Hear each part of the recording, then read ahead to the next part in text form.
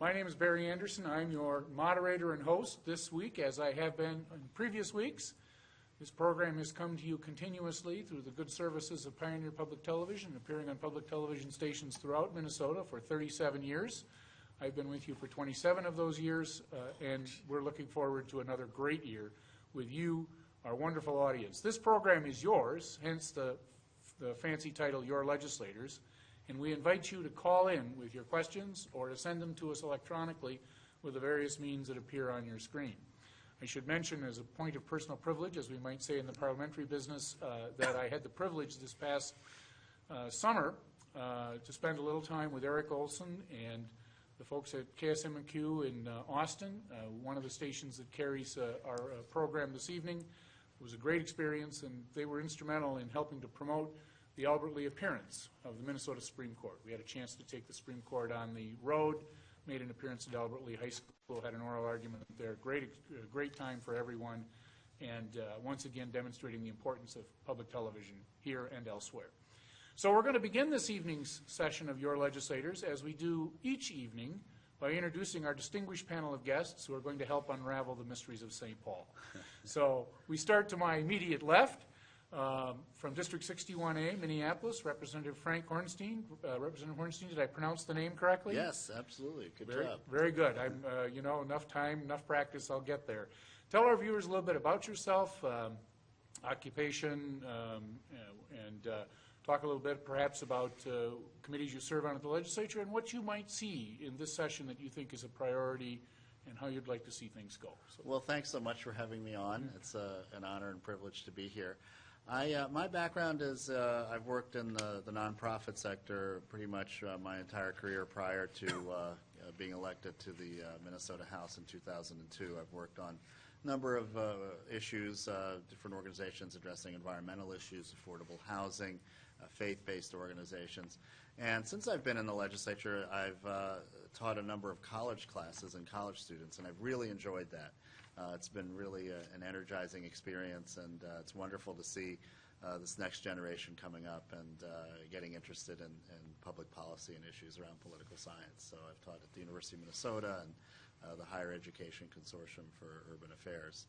So my legislative interests revolve around transportation. I've served on the Transportation Policy Committee now. I'm my 8th term, and so 8 terms on the Transportation Committee. And I had the privilege of chairing that committee from 2013 to 2015. And so this is an issue that has been a challenge, but I think also has great potential for bipartisan cooperation. Both sides really want to get a transportation bill this year. And I'm will be working closely with our new transportation chair, Representative Torkelson, to try to get that done. Also, continue to be very interested in environmental issues, and we have a lot of those on the docket. I'm very concerned about climate change, and that is very much on the minds, I think, of many Minnesotans as we see our climate resiliency that we need to address that question.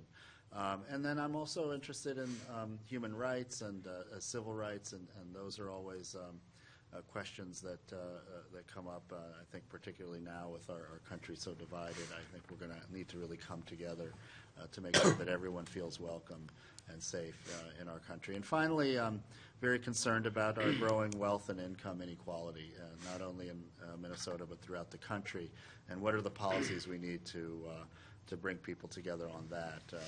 I think when we see this tremendous gaps and the struggles that I think regular Minnesota families are having now, we need to really address those. So those are some of the things on my mind as we start 2017. Well, we're delighted to have you with us. We were just visiting a little bit. I think the last time might have been maybe, 8, 10, 12 years ago that you were with us. It's been too long. So we're delighted to have you.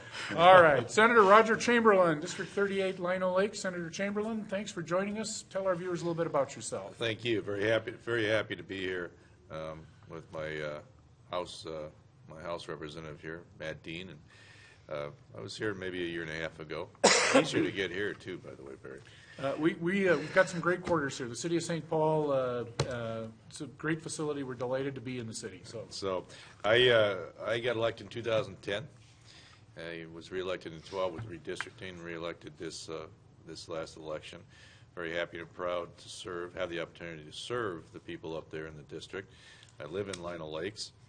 I'm married, Annette, and 2 kids. They're both out of the house. We have no dogs.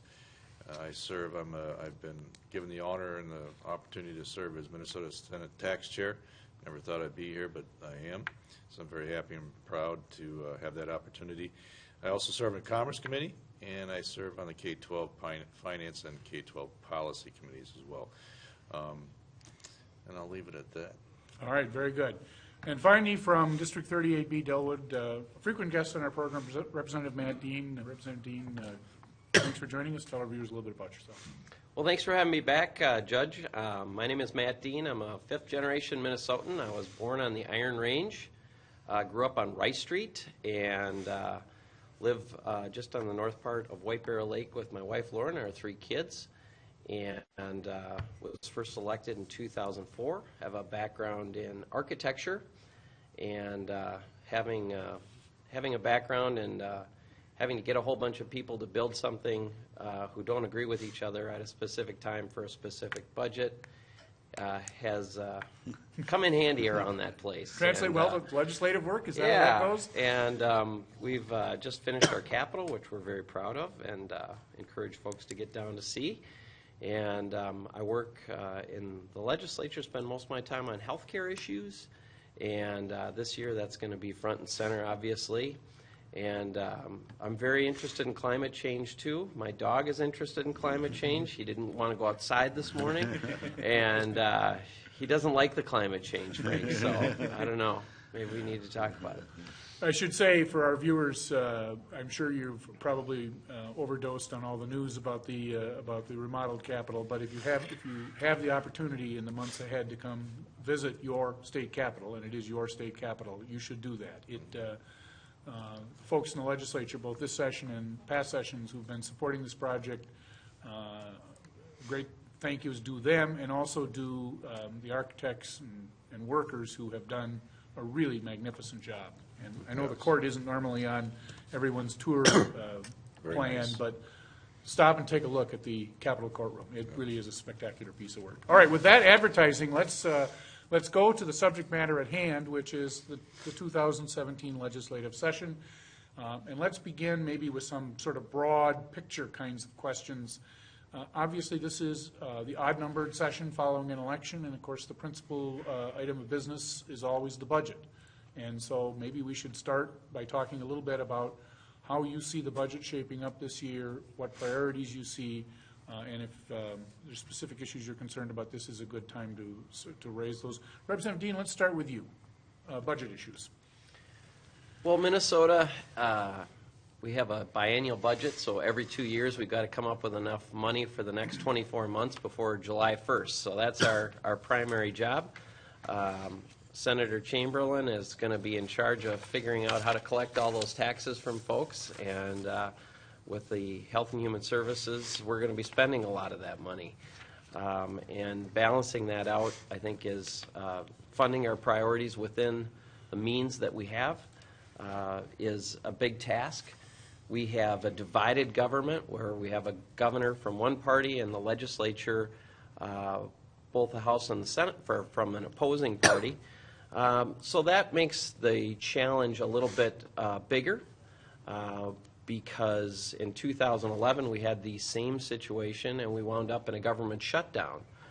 We don't want to make that happen again. We want to avoid that.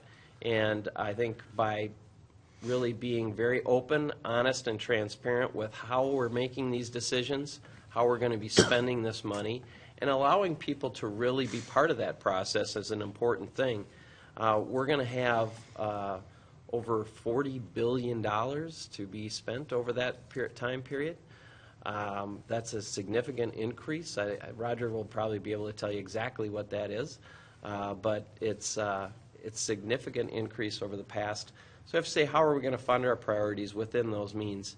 And obviously education and healthcare are the lion's share of that, but there are a lot of other pieces that we need to work specifically. This year with healthcare is going to be front and center with the changes federally to Obamacare. very likely being defunded. We're going to have to say, what does that mean for our state? That probably is the biggest wild card in how much money we're going to be allocating to all of the areas within our budget, because that's the big unknown this year. Representative? Well, I agree with Representative Dean. Education, healthcare are certainly going to be front and center because that takes up about 70% of our budget.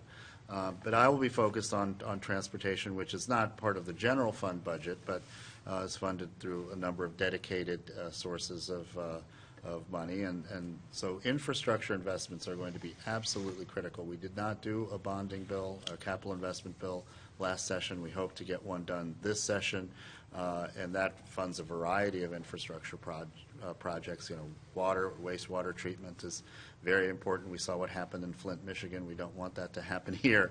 So we really want to make sure that our infrastructure is keeping up with the needs. And so we have roads, bridges, public transit needs, and those all need to be addressed. We have to address our transportation challenges comprehensively.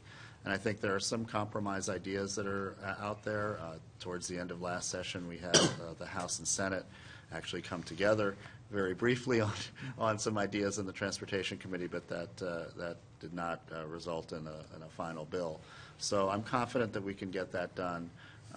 But we need to have a budget that really reflects people's needs, that reflects the challenges we have in our communities throughout the state, that we are really elected to, as Paul Wellstone said, improve people's lives.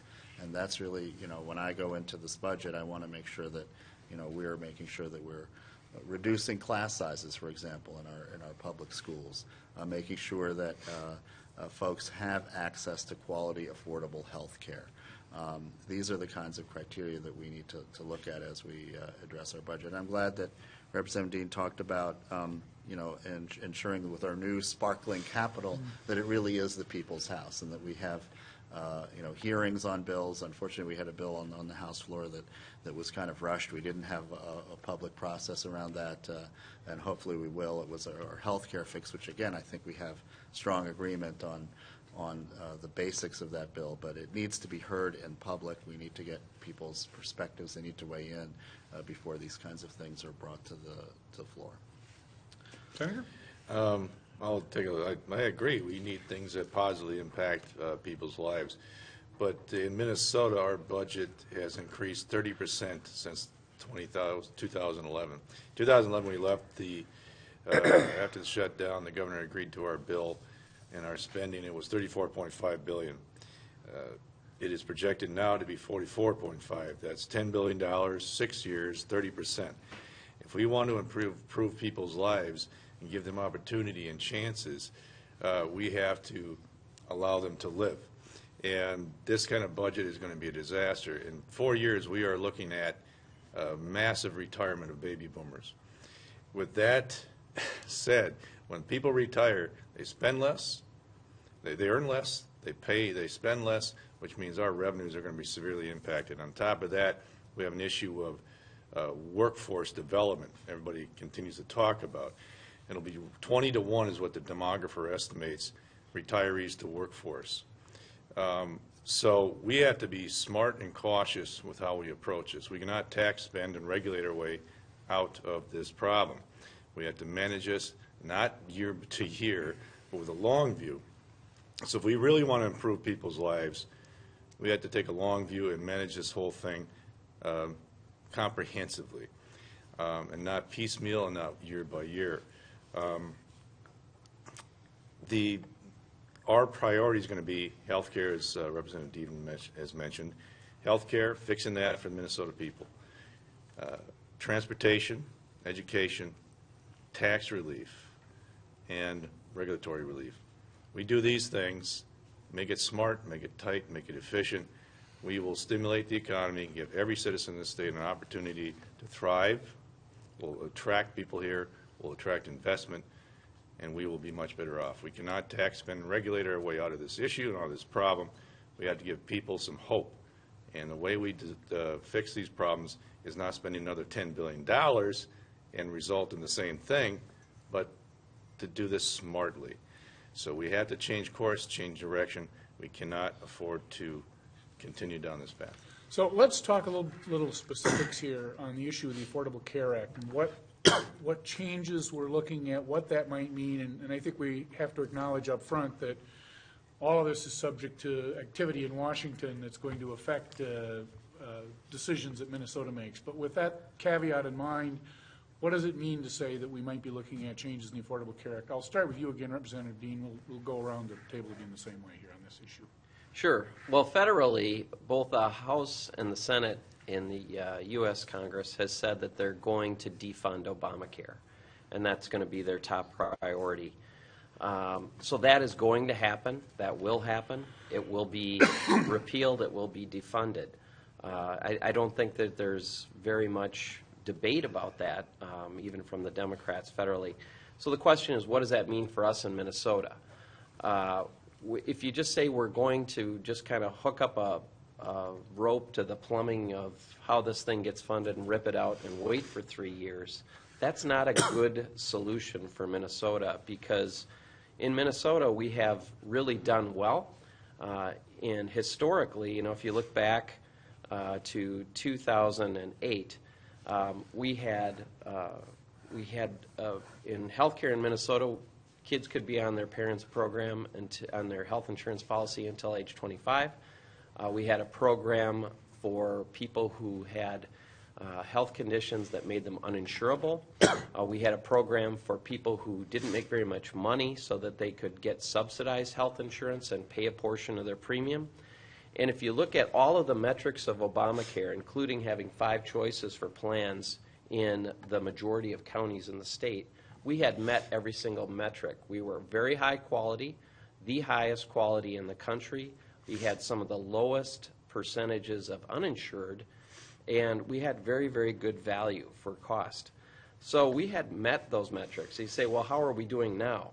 In the majority of counties in the state of Minnesota, we have either no choice or one choice for health care policy in the individual market. That's simply not okay. We saw a 67% increase in individual health insurance policies this year on top of a 50% increase last year.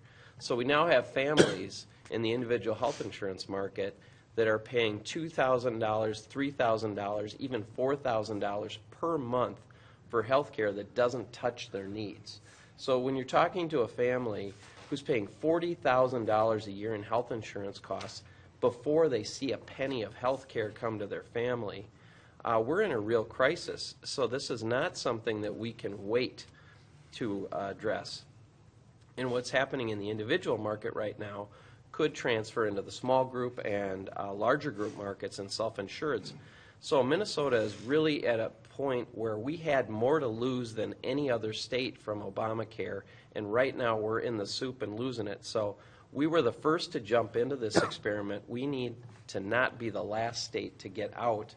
And so what I've said to my friends in our federal delegation is, we can't wait to figure out what you're going to do. We need to get out in front of this thing, and we need to do things the Minnesota way, and please don't hold us back from that. So we're going to need state innovations. We're going to need to do this the Minnesota way, and we need to stop being punished for being the best state in the country for health care. Right now, for every dollar we put into the Washington, D.C. for health care, we get 56 cents back. Louisiana and Mississippi get over $2 back. So we can't continue down this road when middle-class Minnesota is in such a vice.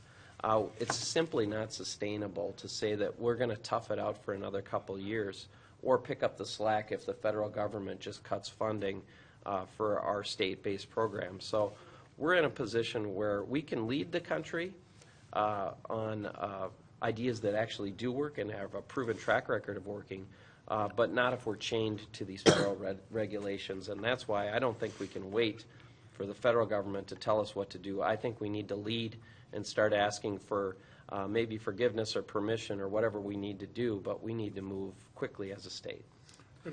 Well, you know, we have this action taken by Congress, but there's no alternative. You know, the Republicans in Washington have not provided or proposed an alternative. And so what does that mean? Are we still going to be able to ensure that our young adults up to age 26 are covered under their parents' plan? Are we still going to ensure that folks with pre-existing conditions are going to be covered by their plan? Right now, there's going to be 30 million people nationally that are thrown off of health care that they have received under this plan.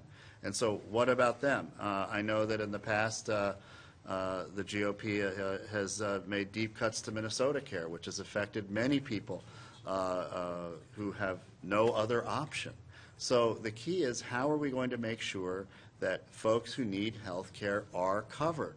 And my worry is that we're going to continue to throw off people who are in need of health care, working people, people that need that extra bit of support in order to see a doctor. You know, unfortunately, we have folks going to the emergency room to get checked out for a sore throat. That is the least cost-effective way of providing medical care. And we have so many people that are in that situation. So they need some kind of option, some kind of public plan that'll make sure that their needs are taken care of. So we don't have alternatives. We just have a lot of noise, a lot of criticism, but ultimately we have to make sure that people who need health care are covered, and that's going to be, you know, one of the issues that we're going to debate, I think, very vigorously here in the Minnesota legislature this year. Senator Chamberlain? Representative Dean was correct. We had a system that was working in the state of Minnesota. It was working. Most people in the state were insured. We had plans and ideas to increase their access to quality health care, but that was thrown out the window with the baby and the bathwater. So we had a system that was working, and they destroyed it. We had to get back to what was working, where people were insured, where we had affordable care, and they had access to affordable quality care. What we have done in the last 6 years has destroyed that. So we can get a plan, as Representative Dean had said, we can get a plan, we can do this the Minnesota way, we can get this to work, and we can get Minnesotans covered at a much lower cost with access to high quality care. There is no question that this experiment with ACA, Obamacare, and MNsure has been an utter disaster. People have died, they can't get to clinics, they don't have choices, there's no options, and we discussed this at length during the debate in 2013. So we have plans, we can get this done, we can fix this, and Minnesotans will be much better off, as they were before, on the Minnesota plan. Well, we'll probably have an opportunity to discuss this in more detail as we go along. Thank God I'm not on health care committee. So the specifics, I'm sure, are going to be the subject of some conversation. Let's jump into some questions from our viewers. We have a viewer from Royalton who wants to know whether or not there's going to be any changes in the funding of foster homes, waivered foster homes, to address staffing crises occurring in our state supporting vulnerable Minnesotans. So let's start with you, Representative Hornstein. This is a classic example of why we need to be smart in our budget and make investments. You know, we have folks that are working in these care facilities that are not making competitive wages and that are understaffed, and so this is, again, something that, again, we've had some bipartisan agreement on, but have not been able to get that increase done over these last few years. I hope we can get that done this year. Again, this is something that affects our most vulnerable folks, and whether it's foster care, whether it's senior citizens, we've got to get that done. Representative Dean, any thoughts on that? Yeah, our home and community-based services are a big portion of how Minnesota delivers care to our most vulnerable. As part of our effort to deinstitutionalize care, people are moving from large care facilities to group homes to individual homes. So people want to live in the community, and by and large, we can do that with home and community-based services that are cheaper. And we want to be able to deliver those in residential settings that people like and prefer.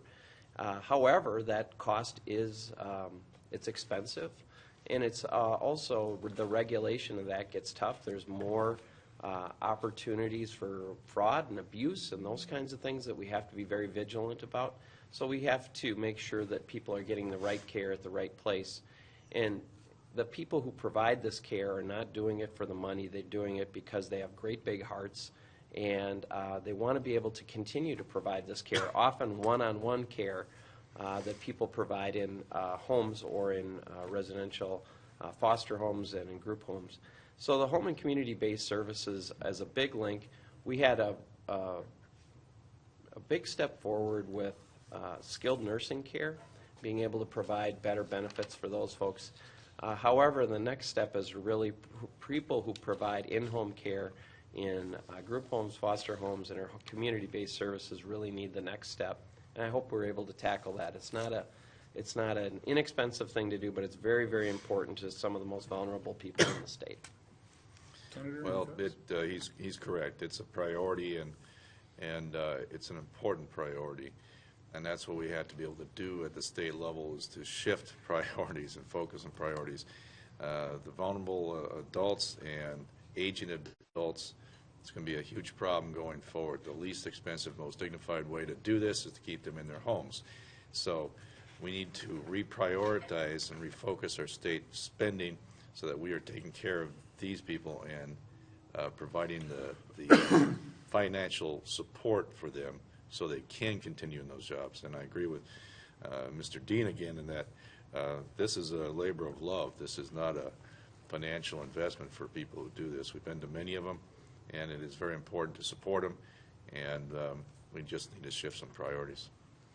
Viewers from Pelican Rapids and Clearbrook are concerned about farm taxes, particularly as they relate to family farms.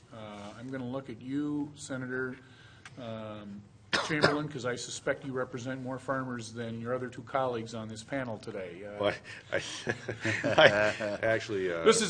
I went to law school for 3 years, and so I'm able to pick up on these things. So, well, Mr. Dean here, Representative Dean, he represents Hugo with me, so I did pick up from some farmland, but it is important. It was part of the tax bill last year. There's several solutions to the problem. They're out there. We're going to address them, and they're going to get fixed. It's whether it's what we call the farm garage in an acre, or what we also refer to as payment in lieu of taxes, the Sustainable Forest Program, and a couple other fixes out there. We had to make it fair, sustainable, predictable, and equitable. So we do have legislation for that. It was part of 16 bill. We will go forward with that and make those fixes. Representative Weinstein. Governor Dayton today released his tax plan, and it does include this issue. And so I'm hoping that we can, move that plan through the legislature and get it signed. And there's other forms of tax relief for middle-income folks in that plan, and he's put that out there. Farm tax relief is an important part of his plan, and we're looking forward to having a good debate about that and getting it passed into law this year. As Senator Chamberlain mentioned, that was part of the tax bill last year, so that's been agreed on. I think there were some technical issues with last year's tax bill, so I don't think there's a lot of disagreement. I didn't like the tobacco subsidies in there, but other than that, I think it was good bipartisan legislation. Any thoughts on that, Representative Dean? Well, I did talk to a lot of folks around this summer and fall. I put about 25,000 miles on my car since just between summer and the election. And if you were talking to somebody in greater Minnesota, the issue would be either number one, health insurance, number two, property taxes, and if you didn't hear that, it was property taxes and then health insurance for farmers. And that's really an existential threat to farmers in greater Minnesota. And it's one that I think we need to pay some closer attention to, particularly with the commodity prices that farmers face really have their backs against the wall, probably more so than at any time that I've been in the legislature. And probably from the folks that I talk to, they say probably the worst since the 80s farm crisis in terms of their threat in terms of being able to keep farming or pass the farm on to the next generation. So we need to pay close attention to that and hopefully give them some relief.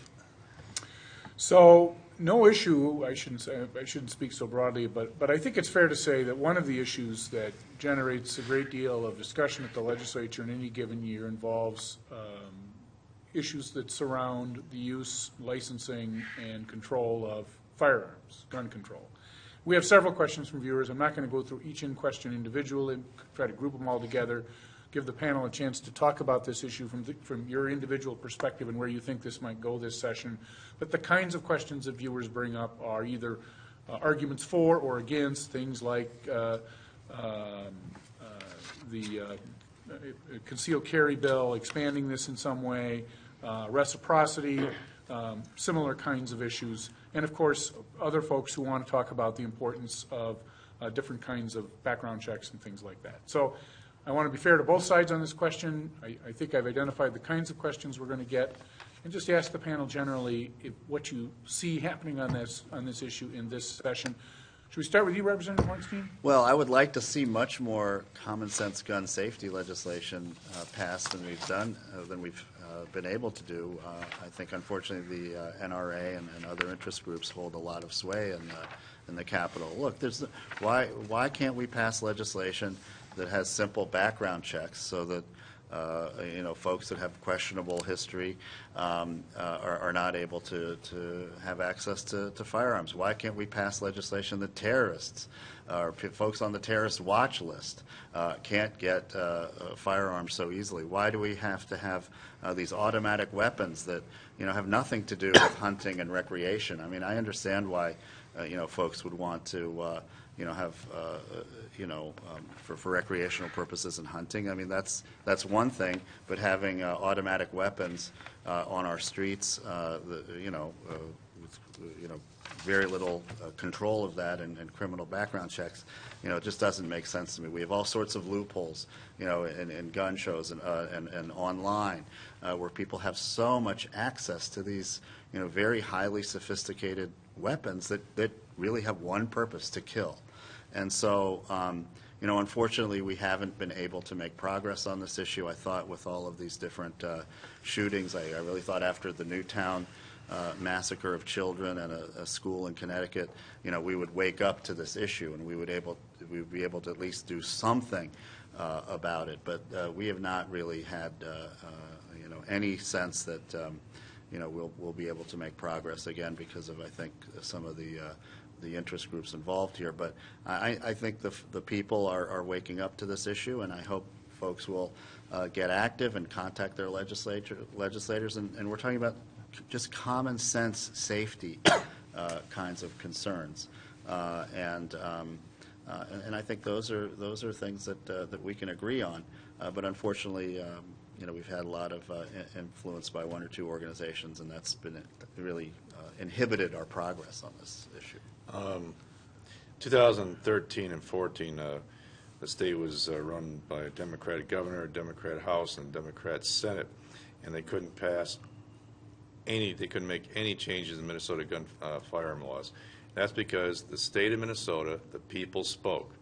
It's not large lobbying groups.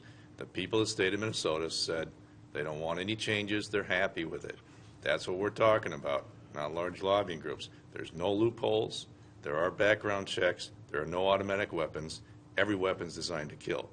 So it's nice rhetoric, but it doesn't fit. Minnesotans have said they don't want it. They don't need it. We're fine. There's no crisis. There are no loopholes. We do background checks at gun shows. You can't just go online and buy a weapon. It just doesn't happen. And automatic weapons exist, but they're not legally owned by citizens. And hammers are designed to kill. Knives are designed to kill. And every firearm is designed to kill someone in something, in some form. That's what it's designed for. So would I like to wave a wand and make everything safe and everything perfect? Yes. But we don't have a crisis in the state of Minnesota with firearms. Chicago, they have a crisis. They have more deaths there and injuries from firearms than they had in Iraq. So I'm for firearm safety as much as anybody else, but it's not a crisis. It's people's Second Amendment rights that's been established, and just want to get some of the So you definitions don't see any correct. legislation passing this? The short answer, no, there's not going to be. Representative Dean, your thoughts on this? Well, I think Senator Chamberlain brought up some of the gun legislation that was proposed a couple of years ago, and some people were surprised in the wake of Newtown and other mass shootings that it didn't go basically anywhere, that was not able to move forward. And I think there is, Minnesota in particular has a heritage of hunting and also gun ownership for protection. And people saw that as a threat to that. Now, I don't know if that was because the proponents of that legislation didn't do a good enough job of reaching out, or the legislation itself was flawed. But for whatever reason, I saw a grassroots opposition to that I have not seen, maybe just a handful of times. But that was very clear that people were very organized, motivated, and it was not geographic. It was pretty widespread from across the state. People in my district came to the Capitol for that reason and stopped up. So that was something that was very, that was not fake. That was a very real opposition to that. And moving forward, I think people's Second Amendment rights are important, and for protection and for hunting, and I think Minnesota will continue to lean in that direction.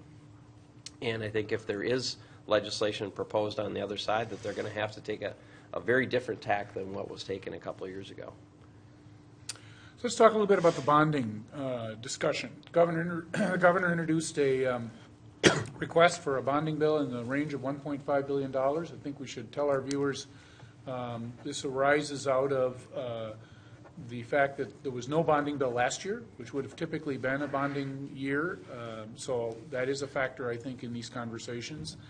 And the question, I think, then becomes, will we see a larger bonding bill than we might typically see in an odd-numbered year?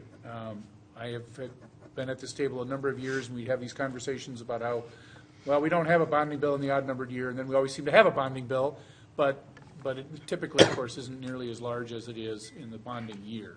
So I'm wondering if the fact we didn't have a bonding bill last year, does that change the calculus? Would we likely to see a bigger bonding bill? Let's start with you, Representative Dean.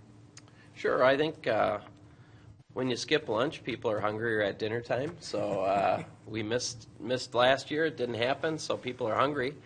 And they want to spend money on a bonding bill immediately. That's, of course, money that we borrow over 20 years to pay for stuff, to fix up buildings and to build new buildings. And I think we've got some priorities that we really do need to address, particularly in infrastructure and roads and bridges that Representative Hornstein likes because he's into transportation, and lots of other things. And it is a bill. Representative Erdahl is going to be chairing that in the House, and he has a lot of experience in that on the committee, and I think can hit the ground running. I think there is an expectation that there will be a larger off-year bonding bill this year, but nobody's made any commitments, I think, at this point. But there is some things, some maintenance issues that I think are deferred maintenance on buildings that are in kind of failure mode or crisis mode that really should be addressed, particularly with our institutions, and also some infrastructure needs that we really need to keep up with. And those can be deployed quicker, which I think is better for Minnesota. So I think we will likely see something. But again, this year with a budget and with lots of other moving pieces, I hope that it doesn't wind up being some last-minute political thing that gets constructed in the wee hours that nobody sees, that gets sweetened to get votes or to get horse traded. People are really tired of that kind of business, and I hope that if we do have a bonding bill this year, it's clean, it reflects our real needs as a state, and that people have a chance to weigh in on it, and members have a chance to read the bill ahead of time. Representative Hornstein, I know you're interested. Well, in I this certainly issue. concur with the process issues that Representative Dean identified, and, his party is in control and have control over the timing and then the public involvement in a bill like this. So I hope we will have transparency in the bonding bill. But look, we have crumbling infrastructure all across the state. It's not just simply roads and bridges. We have university buildings. We have all kinds of public facilities that need to be upgraded and built and improved. Investing in infrastructure helps our business climate. It helps us be competitive with other states and actually in the international arena. And so we need a robust bonding bill. People have these random kinds of numbers that they throw out, but it should be at least $1 billion or more. I think the governor's is at $1.5 billion. I think that's reasonable right now, especially because of the fact that we didn't have one last year. Interest rates are still very favorable. They could be rising. I think we did have an increase for the first time in many years just a few months ago.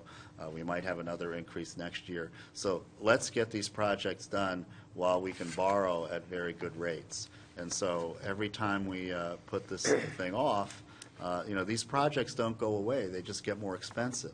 So let's get a robust bonding bill. Let's get that $1.5 billion figure or near that figure so that we can get these long-stalled projects and put people to work. We can put 23,000 people to work under the governor's plan.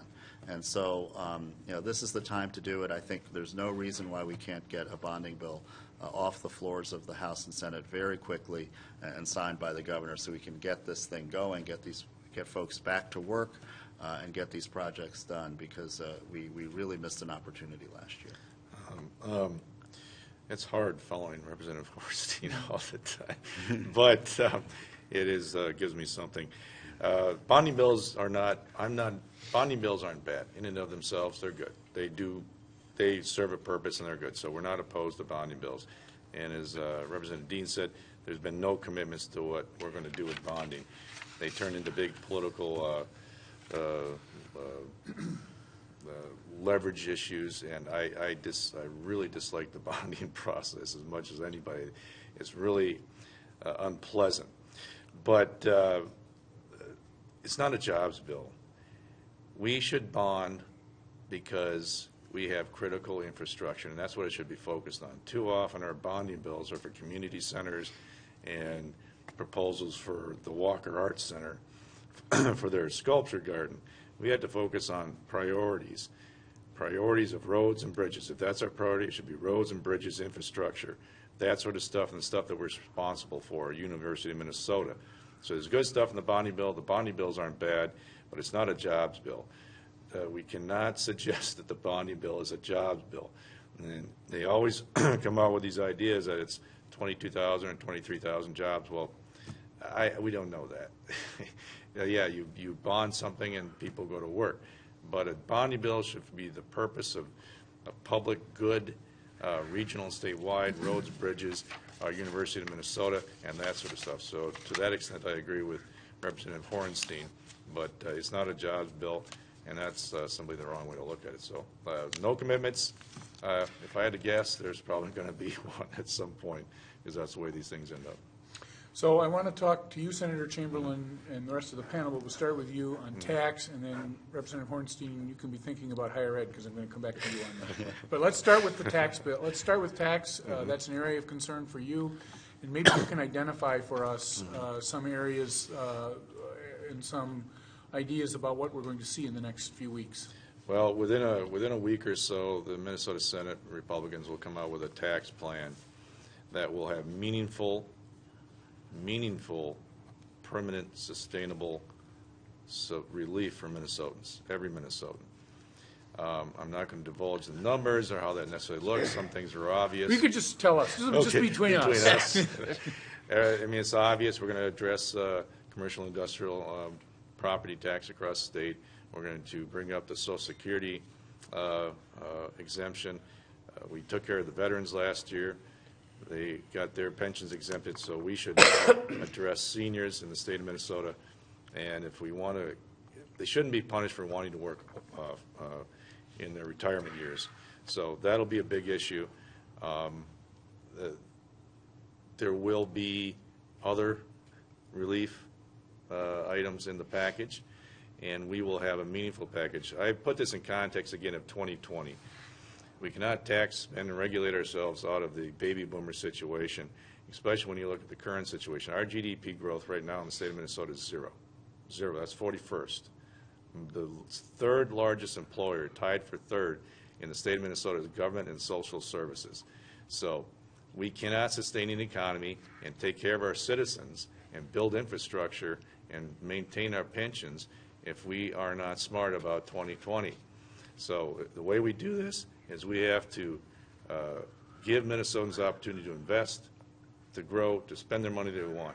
The governor's tax bill had no meaningful relief in there. There was really no meaning. $300 million is not a tax cut. It was working family credits and more credits across the board. There's nothing sustainable or long-term in there. We will lead with tax relief, and that'll be every Minnesotan in the state will see and feel the impact of that tax relief. But the governor's proposal is just more meddling and punishment of success. So we will address that. That said, there are still good things in his proposal that we will begin to discuss with him. But $300 million is not a starting, it's not meaningful, it's not sustainable, it's not permanent, it's not going to help us out, and it's not a tax cut. He's not cutting taxes for anybody. By the way, for example, one of them was 128. The credit he was going to give that he's offering will mean $124 a year. $124 a year to a household. We mean to go substantially above that. We're going to put real money in people's pockets so they can live and make those choices and drive this economy so we can thrive in the next 4, 5, 10 years. Representative Hornstein, taxes. Sure. Fire. So I guess to go after you now. But let me comment on that. I mean, I think, when you look at the history of Republican tax proposals, it's just fraught with giveaways to large corporations. We had skyscrapers in downtown Minneapolis, skyscraper owners, benefiting largely. We have, unfortunately,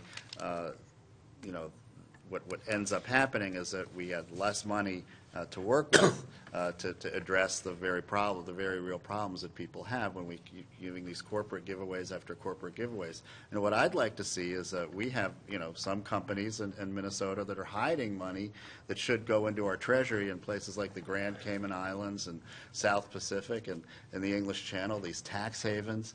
So money that should be in Minnesotans' pockets is hidden in these tax havens overseas. And that's the sort of tax policy and tax relief we need, not more giveaways to large corporations. So I hope that we can have a tax bill that's fair to everybody and not just the wealthy and large corporate interests. Representative Dean, taxes. Well, I'm glad Representative Hornstein is on board with Donald Trump. We're trying to get tax money that's over in Ireland back in Minnesota. And, when you saw Medtronic do an inversion where their corporate headquarters is now in Ireland. And because of the international tax rate, and Donald Trump is working on that. I hope he's successful in being able to bring back American investment by hopefully helping out the tax rates that really do penalize us. For tax fairness in Minnesota, it's a big deal for where companies choose to grow, on where jobs are added. Little things are big things, and sometimes it's just climate. Is Minnesota getting better as a tax climate, or is it getting worse? Is it getting easier? Is it getting harder for employers to add jobs in Minnesota? And I don't know anybody who owns a skyscraper, but I do know a lot of people who employ people and sign the fronts of paychecks, and they're really hit hard right now, and they're fed up and they're tapped out. So I think what we can do for small business, particularly in Minnesota, maybe we can't do a lot of big things, but maybe we can just say it's going to get better, it's not going to get worse. And that might be enough to tip the balance for small businesses and some large ones. Let's talk about higher education for a moment. This is a budget year, of course, not only for legislators, but also for the legislature generally, for the state of Minnesota generally, but in specific, it's also a budget year for higher education, both MnSCU and the University of Minnesota. I know if we had Representative Pawlowski here, he would give us a lecture about Yes, he would. about the number of administrators in various places. These are all the kinds of issues that tend to get addressed in a budget year. I'm looking at you, I guess, Representative Hornstein, because of your background in higher education.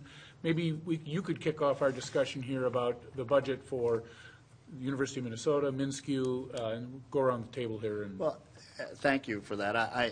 What I can say is that it's been one of the most rewarding things is to see students thrive, students who, may have been wanting to drop out of education process just in general, and now are able to, thrive having had a college education. If we want to be competitive globally, we have to invest in our higher education facilities and our students particularly. And the cost of higher education is skyrocketing, and so we need to have reduce tuition costs. That is the most critical thing that we can do right now to serve our students. It's not just simply, we certainly have some issues, I think, around administration, but right now it has to be about the students. It has to be reducing the skyrocketing tuition costs that we're having, that should be, it should be a student-centered and student and family-focused higher education bill, because we have families that once their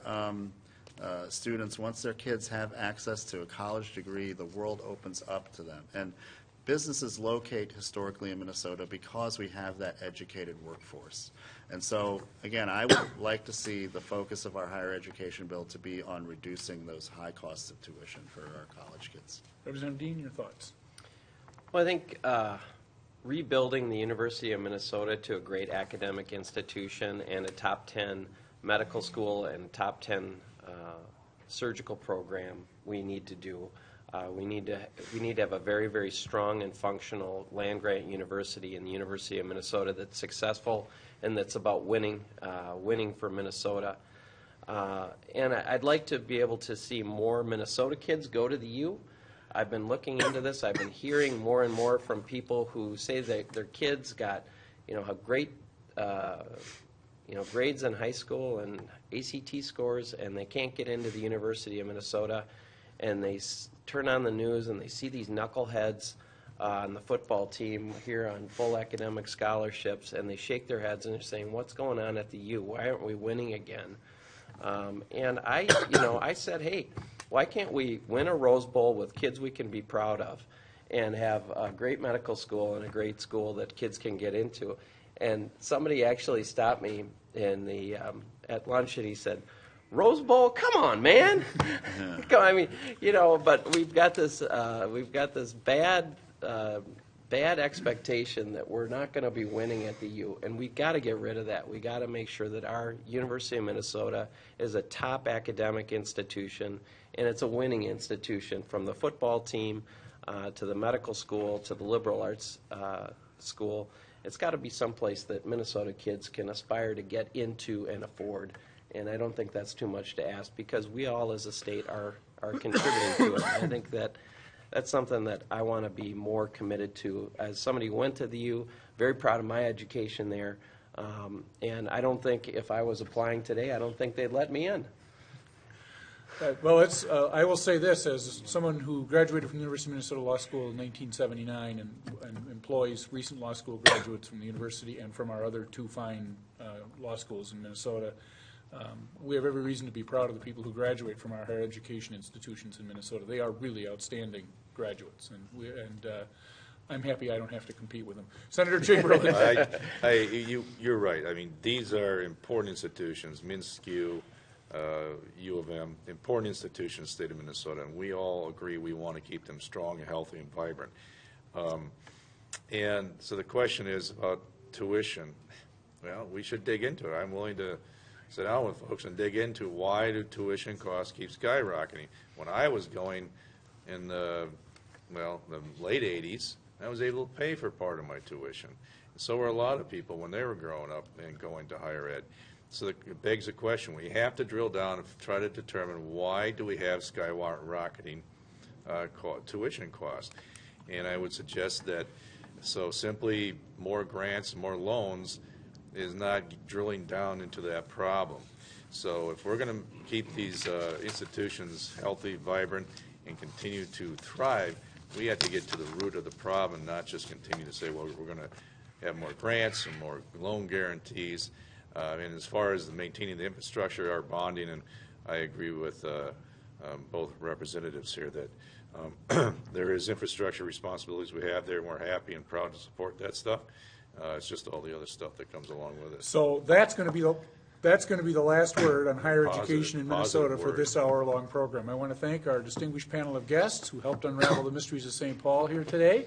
We didn't get them all unraveled. We'll do that in subsequent weeks. I want to thank our viewers for joining us this week. I invite you to be back with us next week and all the weeks that follow until the legislature goes home, because this is your opportunity to interact with your legislators, and we look forward to hearing from you again next week and the weeks that follow. Thank you and good night. There's much more about Your Legislators online at pioneer.org/yourlegislators. Find out more about the history of the program, who has been a guest, and watch past episodes and discussions by topic. There's also a photo gallery, informative links, and much more. To continue the conversation, follow us on Twitter and Facebook. Thank you for watching Your Legislators. Your Legislators is made possible in part by the generous financial support of Southern Minnesota Beet Sugar Cooperative, a highly sustainable, shareholder-driven cooperative that safely produces, processes, and markets sugar while being environmental stewards to ensure future opportunities for its shareholders, employees, and surrounding communities. Additional support by MAPE members, making Minnesota clean waters, safe communities, quality education, and veterans care happen. We work hard for Minnesotans. And by Ask Me Council 5, a union of 43,000 members who advocate for excellence in public services, dignity in the workplace, and opportunity and prosperity for all working families.